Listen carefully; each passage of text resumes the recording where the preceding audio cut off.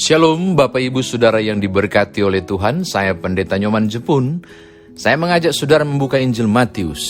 Injil Matius pasal 2 kita akan baca ayat 13 sampai ayat yang ke-15. Injil Matius pasal 2 ayat 13 hingga ayatnya yang ke-15. Sebelumnya mari berdoa. Bapa Surgawi, firman Tuhan akan kami dengar dan renungkan hari ini. Kiranya hikmat Tuhan Engkau anugerahkan, kami boleh memahami kekayaan firman Tuhan ini. Demi Yesus Kristus Juru Selamat kami berdoa. Amin. Injil Matius pasal 2 ayat 13 hingga ayatnya yang ke-15. Injil Matius pasal 2 ayat 13 sampai ayat 15 berbunyi demikian. Setelah orang-orang Majus itu berangkat, nampaklah malaikat Tuhan kepada Yusuf dalam mimpi dan berkata, "Bangunlah, ambillah anak itu serta ibunya, larilah ke Mesir, dan tinggallah di sana sampai aku berfirman kepadamu, karena Herodes akan mencari anak itu untuk membunuh dia." Maka Yusuf pun bangunlah, diambilnya anak itu serta ibunya malam itu juga, lalu menyingkir ke Mesir, dan tinggal di sana hingga Herodes mati. Hal itu terjadi supaya genaplah yang difirmankan Tuhan oleh Nabi, "Dari Mesir, kupanggil anakku." Demikian firman Tuhan. Saudara dan saya dikatakan berbahagia jika mendengarkan firman Tuhan ini, merenungkannya, memberitakannya, istimewa melakukan dalam kehidupan beriman saudara.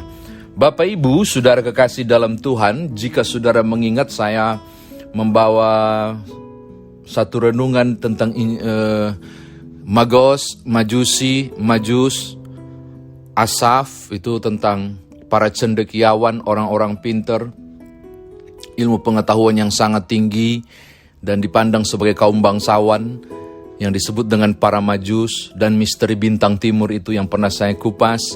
Lalu kemudian mereka sujud menyembah pada bayi itu.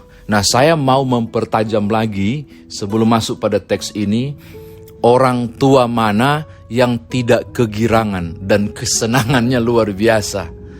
Teristimewa Maria waktu itu. Karena yang ditemui oleh Majus itu cuma Maria. Mungkin Yusuf lagi pergi bekerja, kita nggak tahu. Di lorong yang sempit barangkali, atau di perkampungan barangkali. Tiba-tiba, satu perkampungan di Bethlehem itu, tiba-tiba bunyi musik, bunyi trompet, dan kemudian panji-panji terlihat dari jauh, derap pasukan datang. Sekali lagi saya bilang, yang datang itu bukan 3 orang maju saja, bukan tiga orang doang.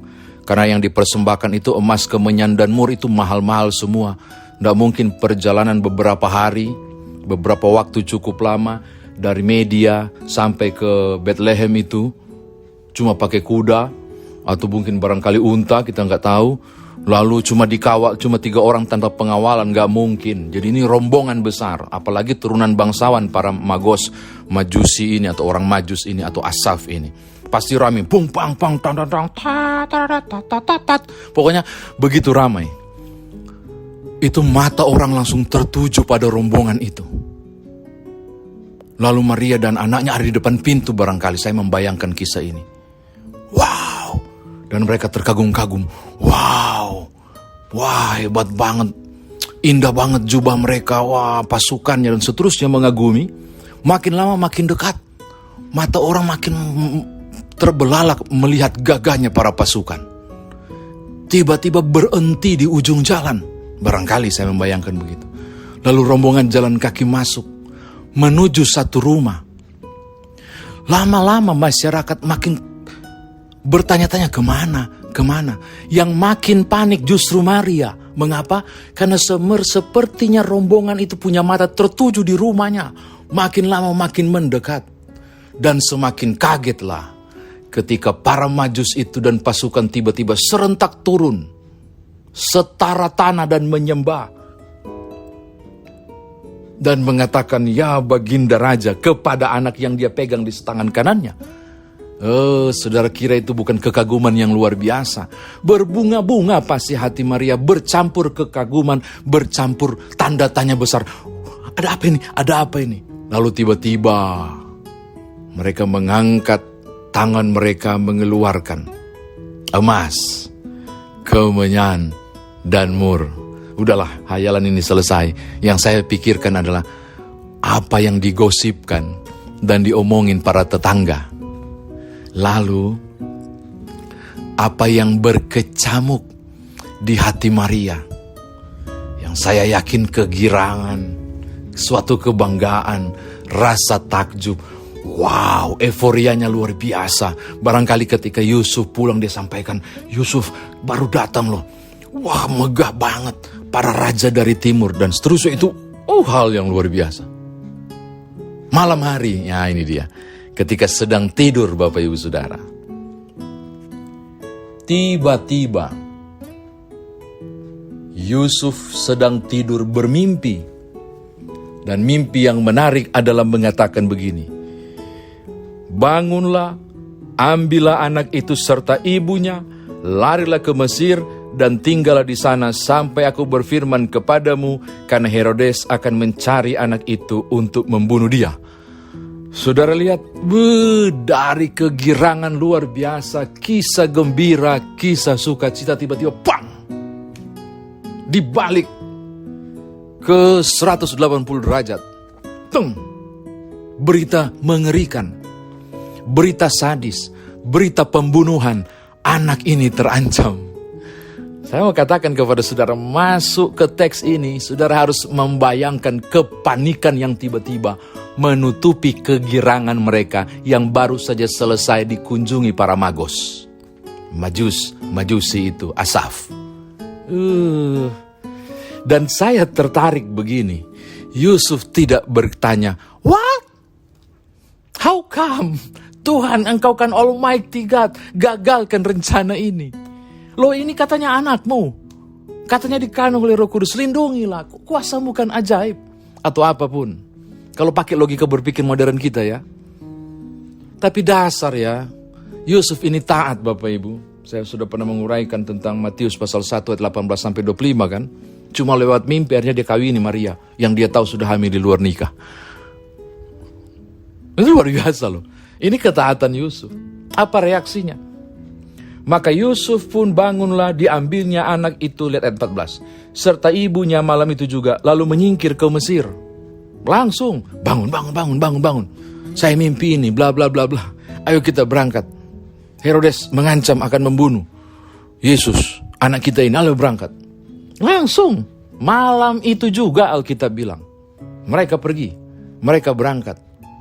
Luar biasa ya. Oke, ini catatan saya yang pertama. Yang kedua Bapak Ibu. Yang ketiga ya. Yang ketiga Bapak Ibu. Lihat reaksi Maria. Alkitab bungkam pada reaksi Maria. Tetapi saya teringat perkataan Maria di Injil Lukas. Sesungguhnya aku ini hanyalah hamba Tuhan. Jadilah sesuai dengan kehendak-Mu. Ini bicara soal kerendahan hatinya.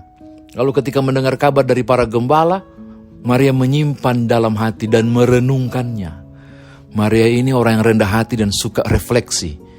Merefleksikan segala sesuatu. Dan saya membayangkan apa reaksinya. Dia diam. Oh ya, baiklah.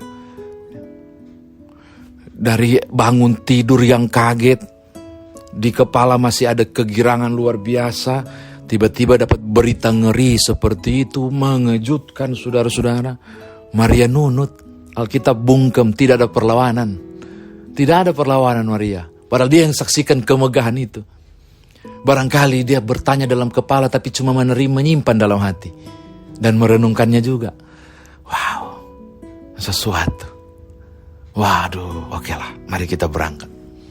Dan pergilah mereka ke Mesir untuk menggenapi firman Tuhan yang ada di Hosea pasal 11 ayat 1. Dari Mesir, kupanggil anakku. Wah. Oke lah, saya kira demikian firman Tuhan ditafsirkan bagi kita. Nah sekarang bagaimana saudara dan saya bawa firman Tuhan ini dalam kehidupan beriman kita? Saya mau mengatakan kepada Bapak Ibu, mengikuti gayanya Yusuf yang taat dan Maria yang reflektif, yang suka membuat merenungkan. Kalau ini terjadi pada hidup saudara, Apa reaksi saudara? Dan apa yang saudara pikirkan tentang Tuhan? Ketika hari ini barangkali berita baik tentang bisnis yang luar biasa, yang menanjak, modal yang saudara tanamkan, berlipat kali ganda terjadi. Namun tiba-tiba esok hari barangkali bencana datang, menghapus semuanya. Hari ini aku baru merayakan hari ulang tahunnya. Kenapa di minggu kemudian? Baru minggu lalu saya merayakan ulang tahunnya. Tapi kenapa hari ini dia terbujur kaku? Misalnya, apa reaksi saudara ketika gegap gempita berubah menjadi kepedihan, kekacauan, dan kehancuran? Kabar baik berubah menjadi kabar buruk di ujung dering telepon yang saudara terima hari ini. Saya kira kita perlu berefleksi seperti Maria dalam perenungan. Apa yang saudara renungkan? Apa kira-kira yang saudara katakan? Masih baikkah Tuhan di pandangan saudara? Nggak mudah Bapak Ibu. Nggak mudah membayangkan penyingkiran ke Mesir ini. Nggak mudah membayangkan mutasi ke Mesir ini. Nggak mudah. Itu persoalan Bapak Ibu. Ceritanya lagi sayang-sayangan. Yang ada air mata dan kehancuran. Ceritanya lagi nyaman-nyamannya. Lagi senang-senangnya. Berubah menjadi kepedihan yang luar biasa. Saya mau katakan, kalau dari tadi saya tanya-tanya apa reaksi saudara. Saya rindu mengatakan, belajarlah pada Yusuf. Misteri tidak ada yang tahu apa yang terjadi itu. Katanya Tuhan ini anak Allah, katanya engkau berkuasa, gak bisa kau gagalkan. Kenapa harus kami berangkat ke Mesir? Kan satu kali engkau ayunkan pedang surgawi, hancurlah itu Herodes. Mengapa harus kami yang berangkat? Banyak tanya dan banyak lubang dan celah barangkali untuk menggugat dalam tanda kutip kepada Allah. Tapi Yusuf tidak melakukannya. Maka saya mau katakan hal yang pertama yang tidak kalah penting ini Bapak Ibu. Apakah engkau bersedia taat dan patuh kepada Tuhan?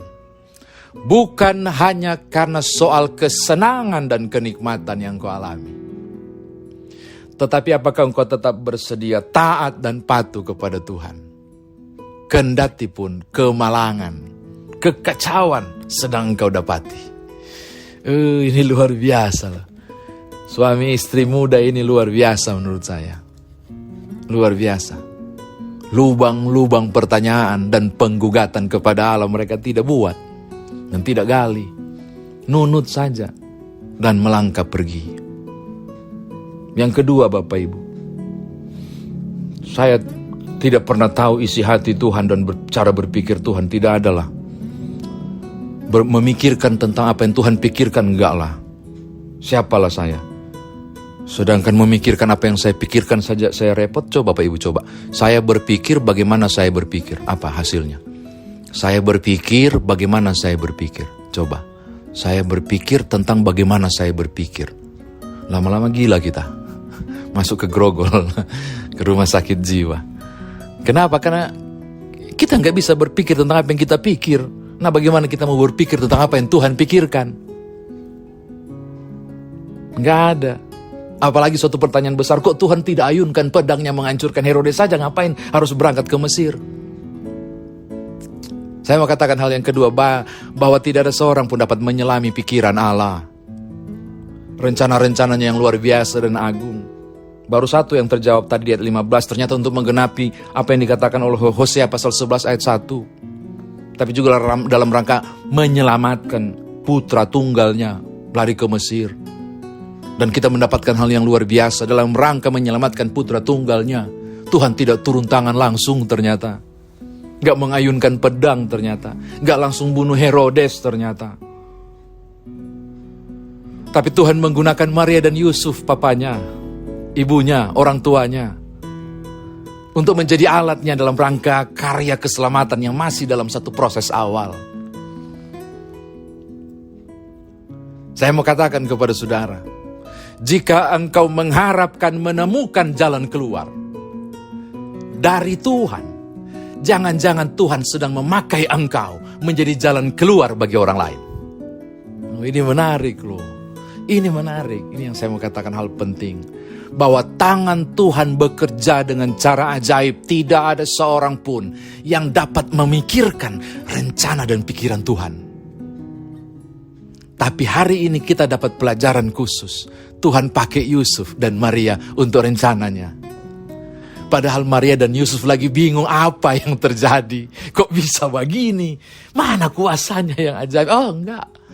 Malah dialah, mereka berdualah yang menjadi titipan kuasa Allah untuk menjaga anak ini. Sudah tangkap maksud saya? Oh ini penting.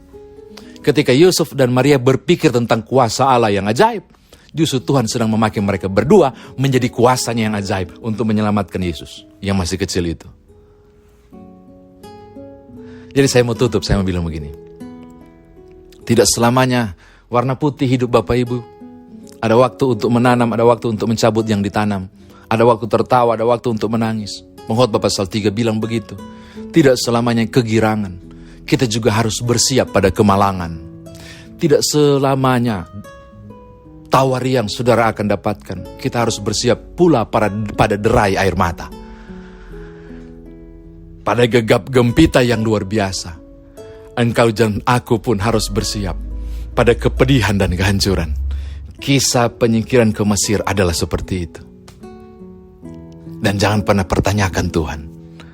Nunut saja seperti Yusuf. Dan renungkan maknanya seperti Maria. Tuhan memberkati saudara. Selamat menyiapkan diri. Memasuki tahun anugerah yang penuh misteri ke depan. Yang juga kita tidak tahu ada apa. Riangkah atau sedihkah. Tapi di dalamnya kita percaya. Ada rencana Tuhan. Walaupun tidak terselami dan tidak dimengerti. Dia tetap Tuhan yang agung. Menggiring saudara pada target mulianya. Tuhan berkati Bapak Ibu. Haleluya. Amin.